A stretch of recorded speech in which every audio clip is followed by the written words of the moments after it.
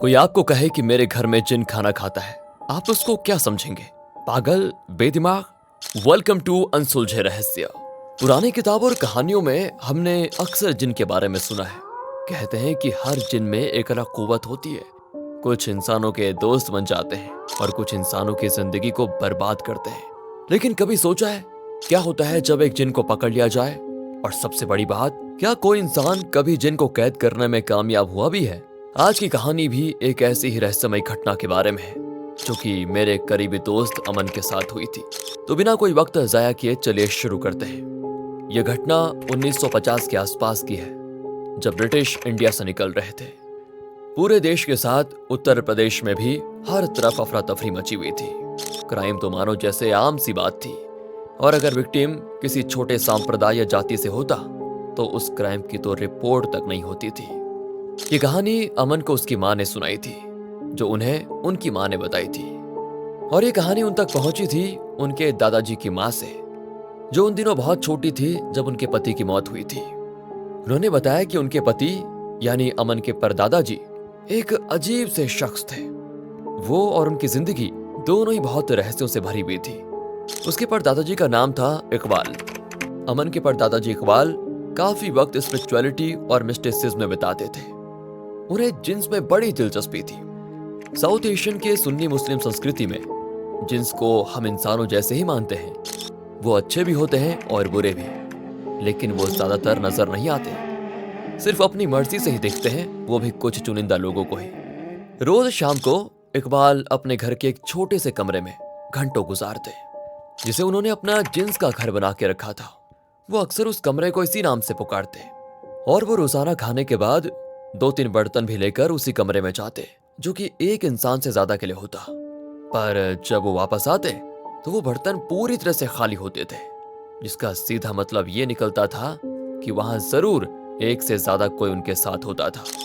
इकबाल ने अपनी पत्नी रुखसाना को सख्त मना किया था कि वो उस कमरे में कभी कदम भी नहीं रखे, वरना उसका अंजाम अच्छा नहीं होगा। दरअसल वो रुखसाना को कुछ ज्यादा पसंद नहीं करता था और अक्सर उससे दूर ही रहता। रुखसाना एक खूबसूरत और जवान औरत थी।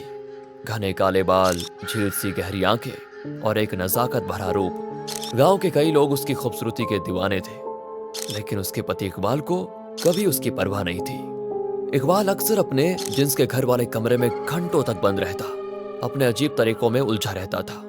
रुखसाना अक्सर इकबाल के साथ वक्त गुजारना चाहती थी, पर उसके लिए इकबाल के पास कभी वक्त नहीं होता था। जब भी रुखसाना अपने दिल की बात कहने की कोशिश करती, इकबाल उसे ठंडे अंदाज में चुप करा देता।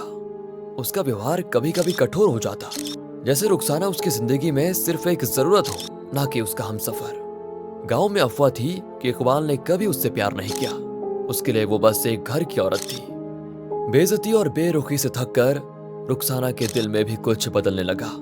शायद इसी वजह से उसने उसके राज के और करीब जाने की हिम्मत की, जिस वजह से रुखसाना कमरे पर नजर रखने लगी। कभी कभी वो देखती है कि कमरे से एक नीली रोशनी चमकती है, जैसे कोई दिया जल रहा हो। रोशनी कभी कभी इतनी तेज होती कि घर के दूसरे कमरे भी उस रोशनी से जगमगाने लगते थे। वो अक्सर यही सोचती थी कि आखिर अंदर उस कमरे में ऐसा क्या है। एक दिन जब इकबाल बाजार गया हुआ था तो रुखसाना से रहा नहीं गया। वो मौका पाते ही चुपके से उस छोटे से कमरे की चाबी ढूंढने लगी, जो कि इकबाल गलती से उस दिन घर पर अपने कमरे में ही भूल गया था। चाबी मिलते ही रुखसाना दरवाजा खोलकर सीधे अंदर घुसी, पर रुखसाना ने जो अंदर देखा वो बिल्कुल भी एक्सपेक्ट नहीं किया था। जैसा उन्होंने सोचा था, वो कमरा तो उससे भी कहीं ज्यादा बुरा था। कमरे के चारों तरफ जानवर की हड्डियों के ढेर लगे थे, तालिस्मन्स लटक रहे थे। उनके धागे ऐसे हिल रहे थे मानो जैसे किसी ने अभी अभी उनको छुआ हो। नमक के गोल चक्कर भी जमीन पर बने थे, और हवा में एक अजीब सी गंध महसूस हो रही थी, जैसे कुछ पुराना, सालों से सड़ा हुआ वहां कोई चीज पड़ी हुई हो। बीच में एक बड़ा सा काले रंग का दस्तरख्वां पड़ा था, जिस पर कोई बुरी तरह जला हुआ तस्वीर रखी हुई थी। रुखसाना वहां रखी चीजों को छूने लगी। जैसे ही वो तालिस्मन्स के करीब जाती, उसे एक अदृश्य ताकत अपने खिलाफ धकेलती हुई महसूस होती। उसके हाथ कांपते हैं जब वो जमीन पर पड़े एक टूटे हुए एमुलेट को छूने की कोशिश करती है। अचानक एक हल्के लेकिन खौफनाक सरगोशी से पूरा कमरा भर जाता। रुखसाना, अपना नाम सुनते ही वो घबरा के पीछे हटी और एक तालिस्मान गिर गया।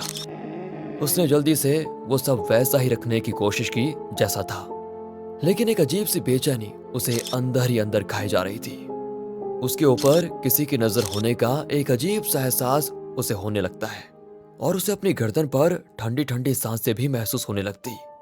कुछ घंटों के बाद इकबाल वापस आए। वो अजीब तरह से बेचैन थे, जैसे कोई अनजान ताकत ने उन्हें कुछ बता दिया हो। रुखसाना को लगा कि शायद जिन्स ने उनको सब कुछ बता दिया है, क्योंकि इकबाल सीधा उस कमरे की तरफ दौड़ पड़े। उसने अंदर जाते ही दरवाजा अंदर से बंद कर दिया और इसी तरह घंटों बीत गए।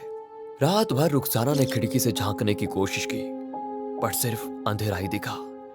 वो जानना चाहती थी कि आखिर इकबाल अंदर इतनी देर से क्या कर रहा था। सुबह हुई, लेकिन इकबाल का कोई पता नहीं था। वो अब भी कमरे के अंदर ही था। अगले दिन जब इकबाल बाहर नहीं निकले तो रुखसाना ने पड़ोसियों को बुलाया। उन्होंने मिलकर दरवाजा तोड़ा, जो कि लोहे का मजबूत दरवाजा था, पर उन्होंने कभी सोचा नहीं था कि दरवाजा खोलने के बाद उन्हें क्या देखने को मिलेगा। दरवाजा खुलने पर सबके होश उड़ गए। कमरे में अमन के परदादाजी का कटा हुआ घायल शरीर पड़ा हुआ था। उनका हर अंग एक अलग हिस्से में कटा हुआ था, जैसे किसी जानवर ने उनको काट काट के उनके शरीर के टुकड़े टुकड़े कर दिया हो। दीवारों पर खून से बनी तस्वीरें थी, वो तस्वीरें जिनकी कभी कल्पना भी नहीं की जा सकती थी। रुखसाना सफेद पड़ी और कांपती हुई एक पड़ोसी के बाहों में गिर पड़ती है, लेकिन उसके आंसू में कुछ और भी छुपा था। क्या वो एक संतुष्टि की झलक थी? रुखसाना ने सबको बताया कि जिन्स नाराज थे, इसलिए उन्होंने इकबाल का कत्ल किया, और सबने इस बात को मान लिया क्योंकि जिन्स पर विश्वास आम बात थी उस गांव में। लेकिन जो अगले पल हुआ उसने सबको सोख के रख दिया। आप सोच भी नहीं सकते ये सब कुछ कितना अजीब और हैरान कर देने वाला था। ये एक बहुत ही आसान कहानी थी, क्योंकि रुखसाना ने कुछ ही दिन बाद किसी और से शादी कर ली, जो चक्कर उनका पहले से ही चल रहा था तभी जब इकबाल जिंदा था, और उस आदमी को इकबाल की सारी जायदाद भी मिल गई। तो दोस्तों, ये थी कहानी मेरे दोस्त अमन के परिवार की, एक ऐसे राज की जो आज तक सुलझा नहीं। क्या ये जिन्स का काम था?